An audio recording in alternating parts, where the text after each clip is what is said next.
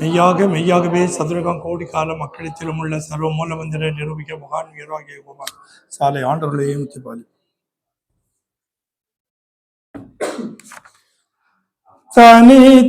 தனித்தனற்றலைமை பெரும்பதியரசை தரும் புனற்றூரை சிங்க சனரே இனித்த முக்க நீச்சார் பிழிந்துதே நமுதும் இணைந்த பூங்காரமும் மனமும் தனி தொன்றாய் கூட்டி ஆணி பொன் கிண்ண தளித்தமை வழி துணை மருந்தே கனி தரு கரிய குருகுலத்தையனே காணும் என் திசையும் உன் முகமே.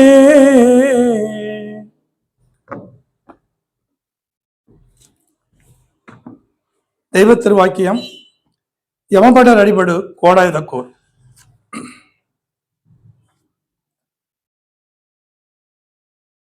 யமதர்மராஜா என்று சொல்லுகிற வார்த்தையை நாம் கேட்டிருப்போம்.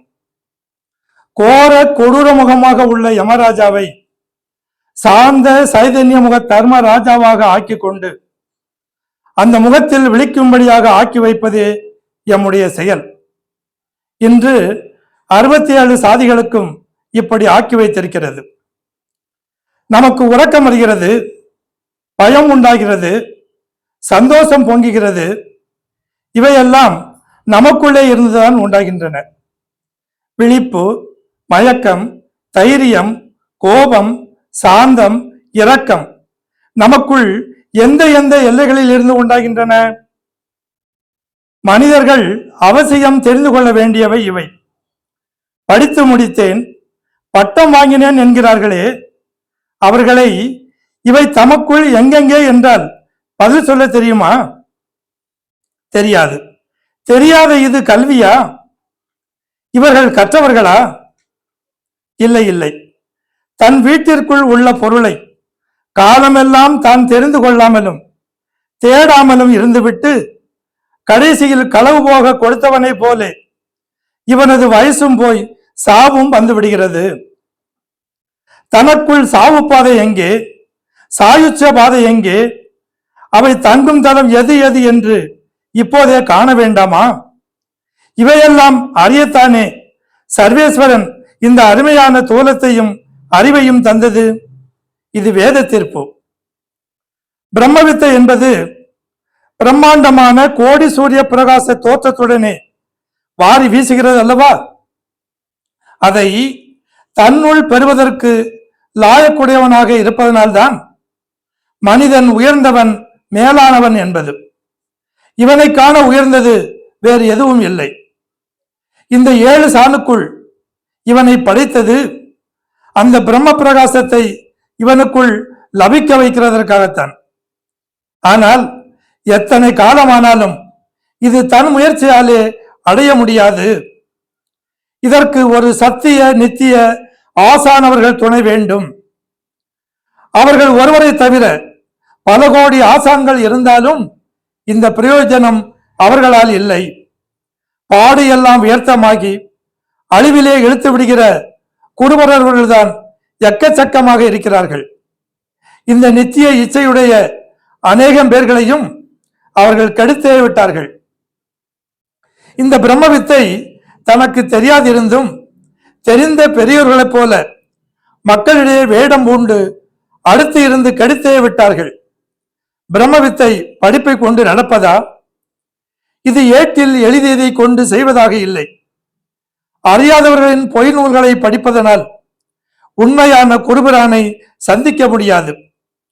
மெய்யான சர்க்குர்பிரானை சந்தித்தால் தனது பொய்மல குப்பைகள் பொசுங்க பெறும் வரை அவர்களுடன் இருக்க வேண்டும். அவ்வாறு பொய் அனைத்தையும் பொசுக்கி மெய்யிலேற்றும் வாக்குவரம் உடையவர் ஒருவரே. அவர் ஒருவராகத்தான் இருக்க முடியும். உலகில் மெய்க்குருவானவர் ஒருவரேதான்.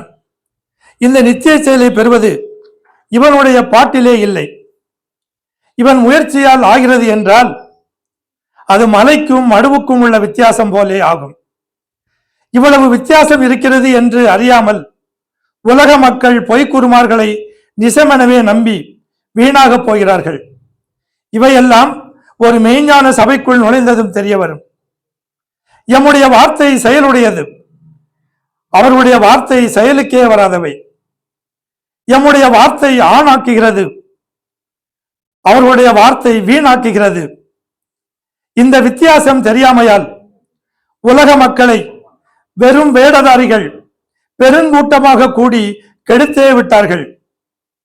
அதனால் உலகமானது இதோ ஒரு ஆபத்தை சந்திக்கப் போகிறது. இங்கு நாம் காணவும் பேசவும் அரசு வந்தது மிகவும் நல்லது. நாம் இந்த காலத்தில் இன்ன இடத்தில் இன்ன செயலை செய்வோம் என்று வெளியான தீர்க்க தரிசனங்கள் ஆயிரக்கணக்கில் உள்ளன. இந்த பிரம்ம வித்தையானது ஏதோ ஒரு காலத்தில் ஏதோ ஒரு பூமியில் ஒருவரால் கொண்டு வரப்பெறும். அவர்களை சார்ந்த ஒரு சில மக்கள் தான் அதை பெறுவார்கள். ஒருவர் ஒரு அரசாங்க தொழிலில் அமர்ந்து வேலை பார்க்கிறார். அதற்காக அவர் படித்த படிப்பு, கட்டிடம், பெற்ற பட்டம், சன்னதம், அதை கொடுத்த பெரிய மனிதர் எல்லாம் இருக்கின்றனர். இவை இல்லாமல் யாரும் எந்த உத்தியோகத்திலும் அமர்வதில்லை. அதுபோல இந்த பிரம்மவித்தை என்கிற பெரிய செயல் செய்பவர்களுக்கும் சன்னத முத்திரை உண்டு. அது அவர்கள் தவோபல ஏற்றத்தினால் விளைவது. இந்நில உலகிற்கு 2-3 சன்னத முத்திரை பெற்றவர்களே வந்தார்கள். இப்போது எல்லா சன்னதங்களையும் பெற்றவர்கள் வந்துள்ளார்கள். மனிதர்களுக்கென இறைவனால் அனுப்ப பெற்ற சன்னத அலங்கார முத்திரைகளுடன் அவர்கள் வந்துள்ளார்கள். இந்த தேவ சன்னதமோ உலக சன்னதங்களைப் போல் அழிவதில்லை. ஏனெனில் எல்லா காலங்களிலும் உள்ள அழிவில்லாத நித்திய ஏக பராபரனது திருச்சன்னிதானத்தில் பெற்று வந்தது இது. இந்த உடலானது அழியும், ஆனால் நித்திய பொருளான உயிர் அழிவதில்லை. நித்திய உடல் ஒன்றை அந்த உயிர் எடுத்துக் கொள்கிறது. இந்த பிரம்மவித்தையின் பெரிய ரகசியங்களை தெரியத்தான் தெரிவிக்கத்தான் கோவில்கள் உண்டாயின. உண்மையான ஒரு தேவ புருஷனை சந்திக்க வைக்கத்தான் எல்லா ஏற்பாடுகளும் உண்டாயின. தெய்வீக புருஷர்கள் தூலத்திலே வருகிறார்கள். அக்காலத்திலே அவர்களை அடைந்து அதிரகசிய பிரம்மவித்தையின் பெரிய செயலுக்கு தலைப்படுங்கள் என்று வேதங்களும் உபனிஷத்துக்களும் தீர்க்க தரிசனங்களும் அறைகூவி அழைக்கின்றன. அவ்வாறு வந்த பெரியோர்கள் கையகத்தில் தான் எல்லா ஆசீர்வாதங்களும் அடங்கி இருக்கும். யமனுடைய கொடூர கோர முகத்திலிருந்து தப்புவிக்கின்ற சக்தியை அவர்கள் தங்களை சார்ந்தவர்களுக்கு தந்து விடுகிறார்கள். அப்போது ஜீவ உலகம் என்ற மூச்சு ஓடாது, அப்படியே அமைந்து விடுகிறது. இதை யாராலும் செய்ய முடியாது. அந்த ஜீவசக்தி யார் கையிலும் இல்லை. இதுதான் ஜீவ பிரயோசனம். இது வாயினால் சொல்லிவிட்டு போகிறது அல்ல, இதோ இங்கே செய்து காட்ட நிற்பது. உலகில் எத்தகைய சாஸ்திர விற்பன பண்டித பிரசங்க கனபாடிகளாக இருந்தாலும் ஆச்சாரியாளாக இருந்தாலும் இந்த மூச்சை மடக்கி கொடுக்க ஓர் அளவிலே நிறுத்தி அமைக்க முடியாது. தாங்கள் இறைவனிடம் பெற்ற பத்தினித்தனத்து நிஜ சன்னத முத்திராங்க செல்வ சிறப்பின் வல்லபத்தினால் மக்களிடத்தில் அதை பிரயோகிக்கிறார்கள். இது அகிம்சை என்ற சத்திய நெறிக்குள் புகுந்த மக்களுக்குத்தான், மற்றவர்களுக்கு இல்லை. அது எப்படி போல எனின், தனது செல்வ சிறப்பு வாழ்வு வளங்கள் எல்லாம் புருஷன் தன் மனைவி அனுபவிக்க தருவானே தவிர பரஸ்திரி அனுபவிக்க விடுவதில்லை. அதுபோல இச்சத்திய நெறி கட்டுப்பாட்டினுள் தன்னிச்சையாக நுழைந்த ஜெயசீலர்களுக்குத்தான் இது, மற்றைய ஏனைய பாவிகளுக்கு இது இல்லை என்று நமது குலதெய்வம் பிரமப்பிரகாச மெய்வழிச்சாலை ஆண்டவர்கள் திருவாய் மலர்ந்து அருளியுள்ளார்கள். எல்லோருக்கும் நமஸ்காரம்.